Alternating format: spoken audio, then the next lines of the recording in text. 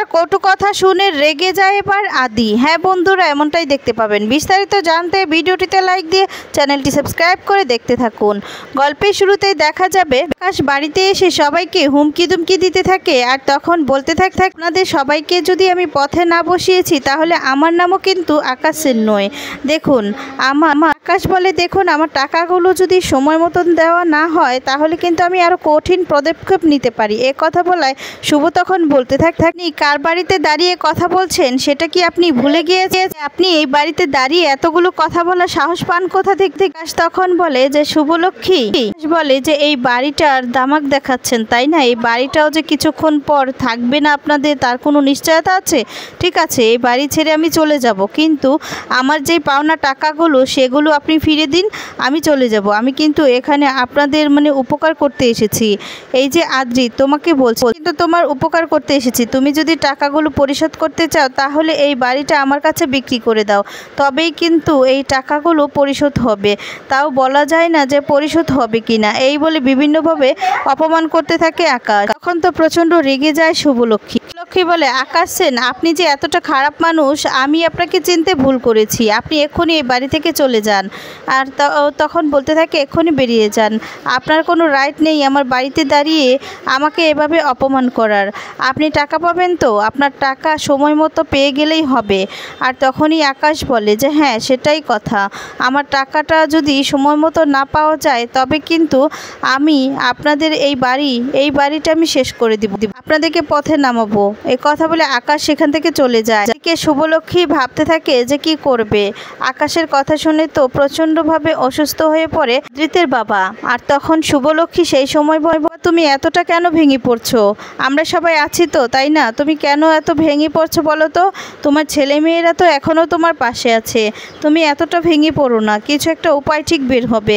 আমরা যাচ্ছি, আমরা আমাদের শপে যাচ্ছি, সেখানে হয়তোবা গেলে কোনো একটা ব্যবস্থা হবে। আর সেই সময় আদ্রিতের বাবা বলে, আমিও যাব তোদের সঙ্গে, আমাকে এভাবে এখানে রেখে যাস না রে, আমি যে বড় চিন্তায় আছি। সেই সময় শুভলক্ষ্মী বলে, ঠিক আছে তবে তুমি আমাদের সঙ্গে চলো, কিন্তু তুমি একদম কিন্তু ভেঙে পড়বে না, সবটা আমরা সামলিয়ে নিব। আর তখন আদ্রিতের বাবা বলে, আমরা যে বাড়িতে বসে থাকতে পারবো না রে, চল। এদিকে ডোনা সবার সঙ্গে মিটিং করতে থাকে কান্নার, আর মনে মনে বলতে থাকে, এবার শুভলক্ষ্মী তুমি এবার কি করে সামলাবে দেখি না, তুমি কিভাবে তোমার পরিবারকে বাঁচাও। তোমার এই পরিবার যে ভেঙে খান হয়ে গেছে, সবাই শুধু শুভ শুভ শুভ। এবার দেখব যে শুভ পরিবারের লোকজনের জন্য কি করতে পারে। এবার তো খেলাটা শুরু। এরপর দেখা যাবে সবাই শপে চলে যায়, আর সেখানে গিয়ে দেখতে পায় সবাইকে বের করে দেওয়া হচ্ছে। এসব দেখে আদি বলছে, এসব কি হচ্ছে? তখন উকিল বলে, আপনাদের কোম্পানি আর আপনাদের নেই, আর এটা হচ্ছে এখন অন্য মালিকের, তাই আপনাদের সমস্ত কর্মচারীদেরকে বেরিয়ে যেতে হবে। আর তখনই হঠাৎ করে শুভলক্ষ্মীর পেটে প্রচণ্ড ব্যথা শুরু হয়, কিন্তু সেটা আদ্রিতকে বুঝতে দেয় না শুভলক্ষ্মী বলে, হঠাৎ করে পেটে এমন ব্যথা শুরু হচ্ছে কেন? না, আমার এখন ভেঙে পড়লে চলবে না। আদ্রিতের বাবা ওদেরকে বাধা দিতে গেলে লোকগুলো আদ্রিতের বাবাকে ধাক্কা দিয়ে ফেলে দেয়। শুভলক্ষ্মী তখন বলে, এটা আপনি কি করলেন, আপনারা কি করলেন? আর তখন দেখা যাবে সেই লোকগুলো বলতে থাকে, শুভলক্ষ্মী দেখুন এখানে আপনাদের কিছু করার নেই, প্লিজ আপনারা এখনই এখান থেকে বেরিয়ে যান, কেননা এখন আপনাদের এটা কোম্পানি নয়, এটা এখন আমাদের কোম্পানি। আপনাদের অবস্থাটা বুঝতে পারছি, কিন্তু আমরা সবটাই জানি, তাই এখন আপনাদের সেই জায়গায় দাঁড়িয়েই বলছি, এটা আপনাদের কোম্পানি নয়, এখন এটা আমাদের কোম্পানি।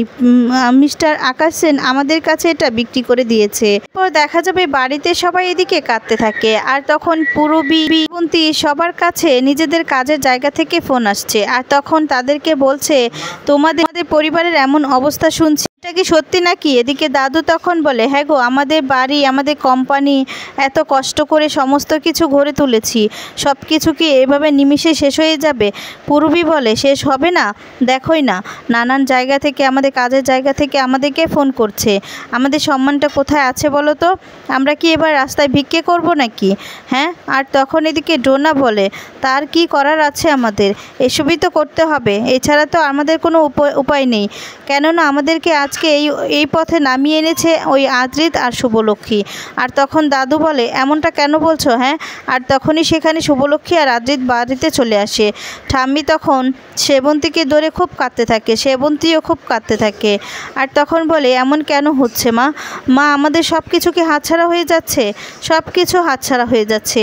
এ কথা শুনে ডোনা তখন বলে, তখনই বলেছিলাম আকাশ সেন সেই প্রথম থেকেই থ্রেট দিয়ে আসছে, তার বোন মোহনাকে এই বাড়িতে থাকতে না দিলে এটা করবে সেটা করবে, এখন দেখো সেটারই ফল ভোগ করতে হচ্ছে। আর তখন ঋদ্ধি বলে, তাহলে তুমি কি চাইছো, যে মোহনাকে আমরা এই বাড়িতেই রেখে দেব? আর তখনই সেবন্তী বলে, এই ঋদ্ধি তোর কি হয়েছে রে, কি হয়েছে? ডোনা যখনই কোনো কথা বলে তখনও তুই ওকে থামিয়ে দেস কেন? ও কি ভুল কিছু বলে?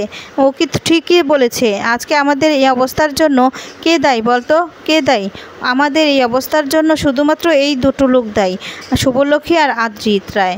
আর তখন বলে, ওদের জন্য আমাদের বাড়ির সবাইকে সাফার করতে হচ্ছে। ও মিস্টার সেন আমাদের সব কিছু কেড়ে নিয়েছে শুধুমাত্র ওদের জন্য আমাদেরকে পথে বসতে হবে। তারপরও তোমরা ওদেরকে মাথায় ওঠাটা ছাড়বে না, বুঝতে পেরেছো? ওদের নামে কেউ কিছু বললে তোমাদের গা জ্বলে যায়। আমি এগুলো সহ্য করতে পারছি না। আমি কিন্তু এর শেষ দেখে ছাড়বো, এমনি সব কিছু ছেড়ে দেব না। আর তখন এই বলে পূরবী সেখান থেকে চলে যায়, খুব রেগে থাকে। এদিকে সেবন্তীকে ঠাম্মি বোঝায় আর বলে, শোন, এতটা ভেঙে পড়িস না, কিছু তো একটা ব্যবস্থা হবে, তাই না?